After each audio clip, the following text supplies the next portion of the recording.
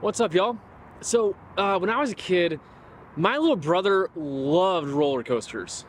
I don't mean like he liked riding roller coasters and going to Six Flags, things like that. No, like he loved roller coasters. So he had this website. It was like every roller coaster in the world. It could tell you everything about it: top speed, biggest drop, which theme park it was in, how many corkscrews and twists. Like he was all in. And so one year for Christmas, my brother got this computer game called Roller Coaster Tycoon.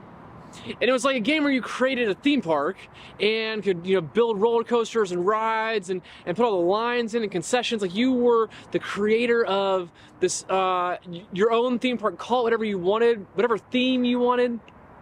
And like I kind of got into it. I wasn't into roller coasters like he was, but it was a fun game. Now my brother would do this funny thing. He would like create these amazing, elaborate theme parks where like he would design a roller coaster in his head and on paper, and he'd create it in the game. I was different. And there was this roller coaster you could build called a shuttle loop. And the shuttle loop was one of those coasters where you just you went straight out and did a loop, and you went straight up and kind of went back. Sort of like Mr. Freeze at Six Flags.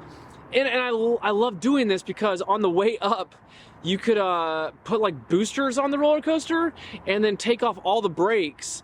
And you could literally just have a roller coaster do a loop-de-loop and go straight off the tracks. And it would actually do it. You'd have these cars on a roller coaster just like flying off into nowhere and crashing and exploding. Like, I don't know why the game thought it was okay to do that, but like my 5th grade self thought this is how every roller coaster I should design should ever go. But, we can't really see roller coasters right now because it's February and Six Flags is closed, so I came to the closest place I could find, which is the wheel. And we're here because this month we're talking about the story of a guy named Joseph in the Bible. And Joseph is from the book of Genesis, and Joseph is a guy who, he experiences some real highs and some real lows. Like part of Joseph's story is like huge celebrations. He gets everything right. Everybody loves him. And then there's lots of moments where like Joseph crashes hard. His life is a complete roller coaster of highs and lows. And I just felt like this is the place to talk about Joseph. See, so Joseph is one of 12 brothers.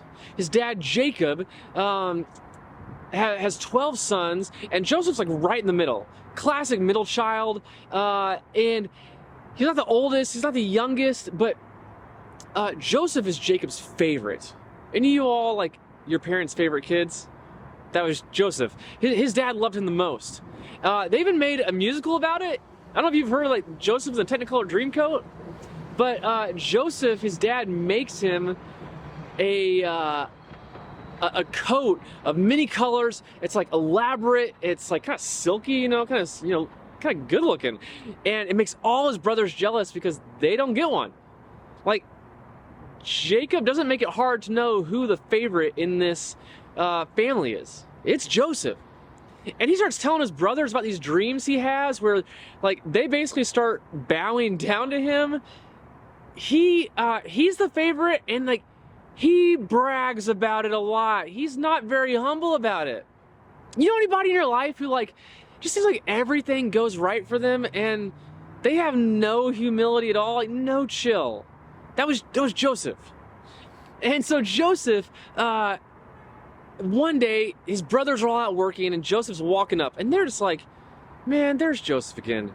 He's gonna come tell us how much better he is than us, how much more dad loves him than us. Like, we're tired of that. And so they hatch this plan, which like maybe is a bit excessive, but they take their brother and they throw him in a well that has like a cap on it. And it's basically like they throw him in a dungeon and they're just gonna let him die down there. But that's not enough for them. So what they do is they see some traders passing by who are going to Egypt, and they say, let's not kill him. Let's at least make some money for him and sell him into slavery. These brothers, like, I know that Joseph wasn't great, but like, also maybe not the best way to handle it. And they sell him and he ends up in Egypt as a slave. He went from way high to way low. Like, Joseph experienced the highs and lows of life real big. And kind of like the wheel here, we're talking about next week, like, it just goes up and down, up and down, up and down. That's his story. But guys, that's kind of what life is like. God doesn't promise us everything's going to be good, everything's going to be bad. But life is going to be full of twists and turns. Things you expect and things you never expected. And just like Joseph, the story that God wants us to know is that in the middle of all of it, God's with us. God's in it with us. Every high, every low, we're never alone.